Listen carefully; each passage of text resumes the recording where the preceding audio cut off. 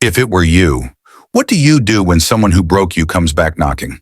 For years, he told her she was nothing. The day she left, the world believed him, until life proved who was really holding everything together. She lived in a small living room where her voice never mattered. She lived trapped in humiliation, cut off from earning her own income, forced to depend on a man who found pride only in making her feel small. Every insult became routine, every mistake an excuse, every audience, friends or family, a stage for her shame. The damage wasn't one loud moment, it was thousands of them, stitched into years. She carried the silence of it all until she finally carried a file of her own. Divorce papers. Her hands shook, but her decision stood firm. He laughed at her courage, promising regret would be her roommate. She signed anyway. Freedom was frightening, but staying was worse. She rebuilt her life from rejection to resilience, applying for jobs, working long nights, studying documents, answering emails, and proving her worth in actions, not arguments.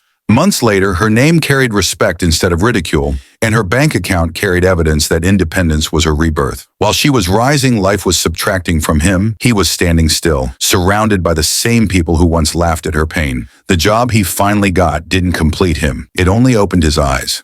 The confidence that fed his ego became the void that starved his identity. He missed her absence before he understood her value, and regret finally walked him back to her door. Now she stands at a crossroads he once mocked her for reaching. So tell me, if it were you, do you return to what broke you because it finally misses you? Or do you let growth be the only reunion worth attending?